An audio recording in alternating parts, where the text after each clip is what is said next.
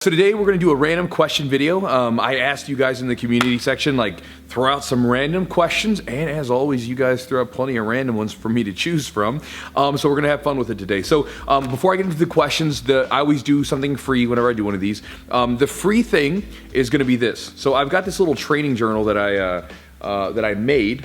Basically, it's a combination of a bunch of different journals that I personally use on a daily basis, squeezed into one, so that you can spend about 5 minutes a day writing and get something from it. And so if you guys are interested in getting the little training journal here, I'll send you one of the prototypes. I'm working on a couple different forms. I will send you one. I will send whoever gets the best comment or the most funny comment or the most thumbs up comment in the comments down below. So I'll throw out the question to you guys at some point to chime in, but you can win the journal. So with that said, guys, let's jump into the questions. What do I think is better, jiu-jitsu or wrestling? Neither. They're both grappling. And by the way, recently the Damian Maia fight happened with Ben Askren, and the jiu-jitsu community is going, jiu-jitsu beat wrestling, and that's simply not the case. I know that Ben Askren, he talks a big game and stuff, so probably people were just waiting for him to lose, that kind of thing, because he's playing kind of the heel character sometimes. But as far as wrestling and it beating jiu-jitsu, whatever, when these are two fighters. Both of these guys know jiu-jitsu, wrestling, kickboxing, boxing. Both of them do.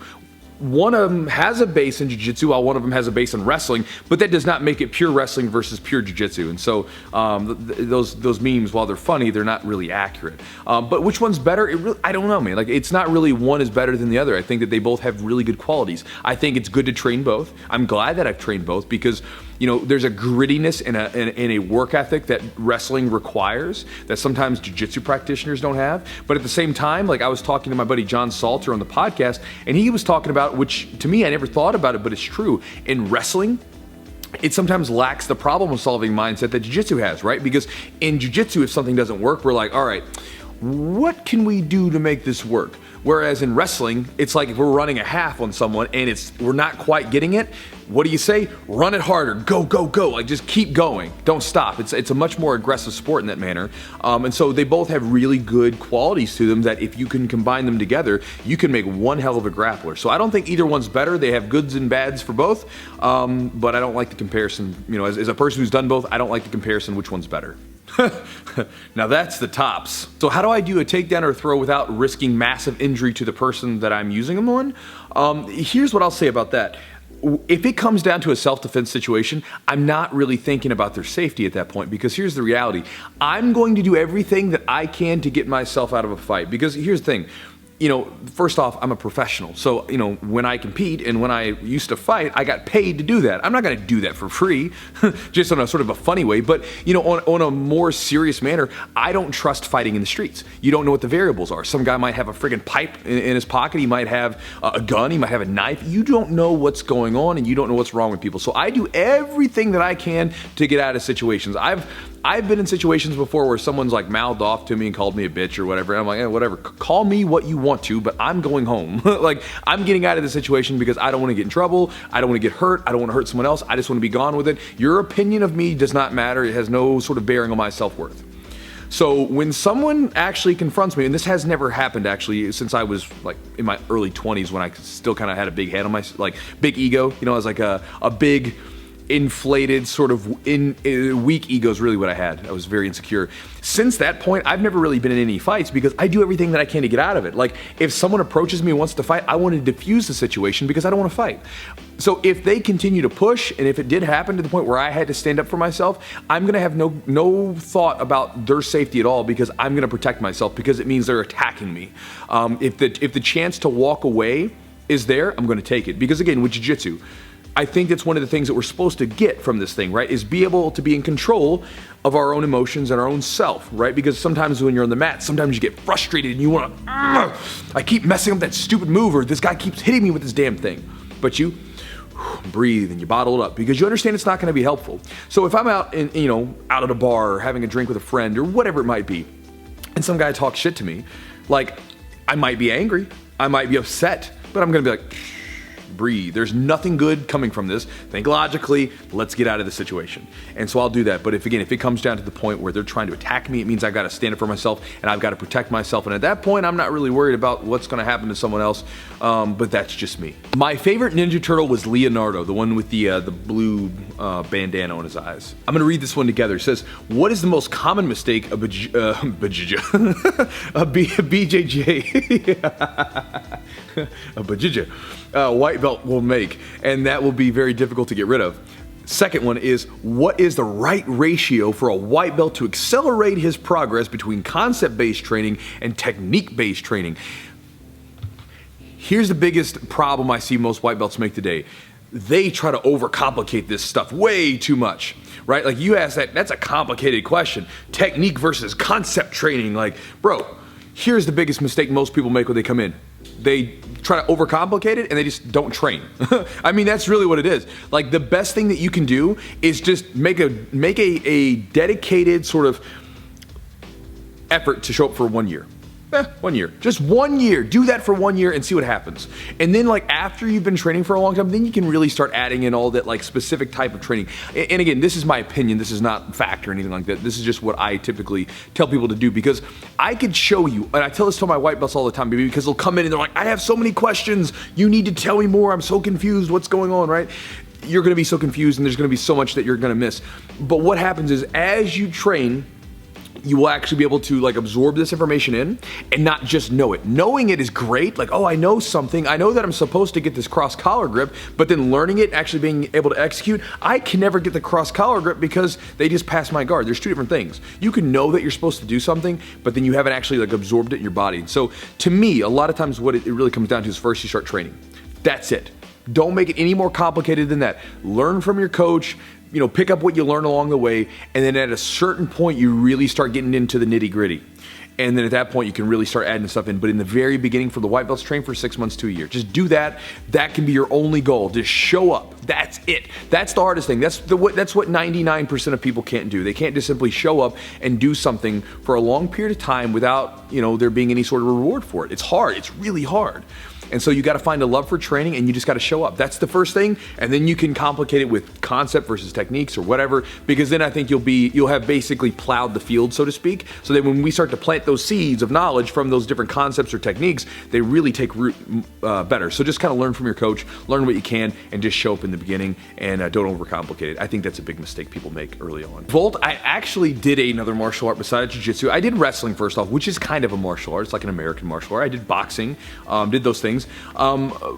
But when I was a kid, I did Taekwondo. And when I was a kid, I got into Taekwondo because I grew up watching Bloodsport, right? All the kids of my age, we all watch Bloodsport. And I remember, watching it, thought it was so cool. So I talked to my grandpa and my mom and stuff. I was like, I gotta go to get martial arts lessons. So they signed me up at this local community center here in town, and they did it was a Taekwondo class. So, go to Taekwondo class, and, we're doing our forms and stuff like that, and working out, stuff like that. And there were a couple things that made me upset with Taekwondo, and which was the reason why I didn't continue doing it. The first was that I remember they brought these boards out. So we had to break boards. And I remember hearing someone, I don't know this is, I was young, I was like 7 years old at the time, so maybe I misheard something, but I remember the day that we were supposed to break the boards, I overheard one of the instructors saying that the reason we weren't going to break the boards is because they left them in the van and it had rained and made them harder, right? So, we didn't want to break those boards. They were just talking to another coach, so I wasn't supposed to hear that, so I overheard that, and I was like, well, if they're harder, isn't that good for us to make us better? That's what I was thinking. But we didn't break them. So then, the day that we're supposed to break our boards, first off, I had no training in how to break these boards. It's the first time they've had a board in front of me and they're just doing this, and you're like, break it. And when I go to them, they're like, do you want to do a palm strike, a stomp, or a karate chop, or something? Or a chop or something. I don't know what it was. And I said palm strike. So I go up there and they hold the board, and I told them, I was like, I didn't learn how to break the board. What am I supposed to do? They're like, yeah, just come on, kid. Let's get this shit over with. And so I just went, chick. And this little piece of like balsa wood or whatever it was, breaks. Oh, here we go, yay! Here's your board. So I get these 2 like pieces of broken board, and I'm like, this is so. Even as a 7-year-old, I'm like, this is garbage. I'm like, I never trained this. It didn't feel very satisfying because I didn't put anything into it. And then I remember I went to training one day, and the kids that were doing the sparring classes, they just came out, and I was like I looked at it, I was like, I want to do that. So I talked to the coach. I was like, hey, what do I need to do the sparring classes? And he told me that you had to be a blue belt. And at the time, I think I was still a white belt or getting ready to get my yellow belt. And so that seemed like forever away from me. And so, I kind of looked at him. I was like, man, how am I going to get ready for the kumite blood sport? Right? How am I going to get ready for the kumite if I'm not sparring? And he kind of looked at me and laughed, and then he kind of like brushed me off, but I was kind of serious. I was like, I gotta spar. So instead, I ended up going back home, and me and my buddies, we would just go in the backyard and we would punch and fight each other just for fun. So stupid stuff, but that's what I did when I was younger. I got into Taekwondo and I did it, and it wasn't my thing. And now, I wouldn't mind training a martial art, but I don't really have the time, so I wouldn't do it now. I do Jiu Jitsu, and that's my thing, and that's what I enjoy doing. Yeah, brother, so I started using CBD oil back in 2017. The way that it started was one of the guys in the gym, Tony, he had this CBD balm, and he rubbed it on my back, and I had this nagging injury. It's like, oh my God, it kept bugging me. It was up in my upper back, and he rubbed the CBD oil on it. And what would happen is after training, my back would just be like this, and it would be so tense and tight. So even if I was sitting down, I'd be rounded. Well, after putting that oil on, or that balm, I was at my computer desk writing, and I had good posture. And my girlfriend, she said, hey, how's your back feeling? And I had forgotten about it. So I was like, oh, that's neat. And so then I was like, well, let me check out the CBD stuff. So then I went to the store and I got one of the little tinctures, the little eyedroppers, and started taking that. And I noticed, for me at least, it seemed like it helped my level of anxiety, seemed to chill me out a lot more. And man, it really, for me, helped me out a lot with my sleep. I felt like my sleep was just a little bit more restorative. I felt like I slept a little bit longer. It was good stuff, right?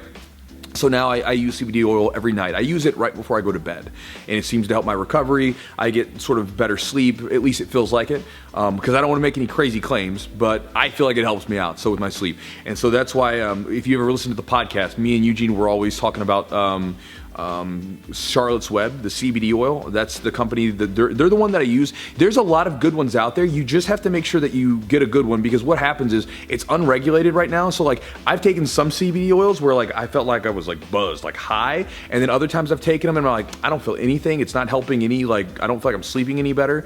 And so with Charlotte's Web, and there's some other companies, they test their stuff and they show their results and stuff like that. So you know what you're getting.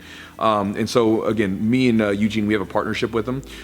If you're interested in trying some CBD with Charlotte's Web, you can check out their website, charlottesweb.com. You can use the promo code. I talked to the guy the other day. He said you can use the promo code Chewjitsu, and you can save 15% on the order from now until the end of December. So 15% off on whatever you order. We obviously get a kickback to the podcast for it, so you're helping us out. But again, if you don't use Charlotte's Web, use whatever company you want to. Just make sure you look into them so you get good stuff, so you're not getting hosed on some junk at a gas station or something like that. Get a good reputable brand that's been tested, so this way you know what you're getting and you're getting the good stuff, because the good stuff, man, has been phenomenal for my training and my recovery. So brother, I played mostly PC games. I played my Nintendo and Super Nintendo consoles, but then after that I was pretty much a PC gamer all the way through. In my games, I really played a bunch. I played first person shooters, RPGs, and then I played a lot of strategy games. So strategy games, I was Warcraft 3, StarCraft 2. I played a ton of StarCraft 2. I think I was on the Diamond League or whatever. And it was so, I would play all the time, and then I did really well if it wasn't Korean characters popping up on the map, like when you shoot into the game and it's waiting for a player, and then you would look up and you would see a name that's in Korean characters, so they're not American. You're like, oh hell, they're about to whoop my ass or whatever. It's like when getting on the mat with a black belt and you're a blue or purple belt. But I played that a bunch. I played some of the old RPGs like Morrowind. I played Daggerfall, played Oblivion, stuff like that. I played Skyrim one day, and I played for 5 or 6 hours straight. I was like, I'm not doing this. It's gonna suck all my time up. And then as far as other games, I played Ultima Online. It was an MMO game back in the day. It was the first one of that kind of game, and it was a lot of fun, but again, it just took up a lot of time. So now I stopped playing it years ago when I started training a bunch, and I just don't have time for it. And then I played Counter-Strike, Battlefield, Battlefield 2, Battlefield, all of the Battlefield games, and then Played a bunch of those, but I stopped playing games for the most part 2006. I played a couple here and there, but I just don't really have the time for them as much anymore. So yeah, so that is my sort of gaming history, if you will. Most people quit training as a white belt. Simple as that. I mean, you know, as they keep going, I think people quit less and less and less because they just keep going, you know. But as far as who quits the most, white belts, because most people that come in as a white belt never make it to blue belt. And again, even if you really, really try, it's honestly, it's sad to say, but it's just not for everyone. It's a tough sport. It's a tough martial art. It's a big time investment. It's not easy. You got to train for long periods of time without much of a reward other than the satisfaction of training. And so that's why I tell like a lot of the guys, when you train, you got to find something in here that makes you want to train. You got to find the satisfaction for just being in the gym, because if you're waiting for the next stripe, you're waiting for the next belt, you're waiting for the next pat on the back from your coach, those might come few and far between. So that you got to find the satisfaction with just leaving the gym sweaty and tired and being like, that was a good day, right? Even if I got smashed, even if I did great, whatever, doesn't matter. The outcome is irrelevant. Just the fact that you were there, it's a good day. But most people don't have that, and so a lot of times people get discouraged. They think they suck at it or whatever it might be, and they drop off. And again, it's not a big deal. It's not for everybody. It just is what it is. But yeah, most people quit as white belt and they never make it past to blue belt. Sad but true. So that does it for this random question video. And if you guys would like to win the journal prototype that I'm working on and try it out for yourself, here's what I'd like to do. Here's the contest rule that we'll do. I want you guys to, in the comments down below, throw out any random question you want. It can be jiu-jitsu related or it can be not jiu-jitsu related. It can be whatever you want. The one sort of caveat to that is it has to be a reasonable question, a serious question. By serious, I mean like something not like, you know, like IP hard or something silly like that gets posted sometimes in the questions. I'm not going to accept that. But whatever reasonable question you guys post down below that gets the most thumbs ups, the most like comments back, or the most like, you know, whatever interaction, I will answer that question in a future video. And then whoever asks that question, I'll get in contact with you and I'll send you a copy of the journal so you can try it out and see what you think. And so guys, with that said, comment down below with your question that you'd like to throw out, and I will talk to you guys next time.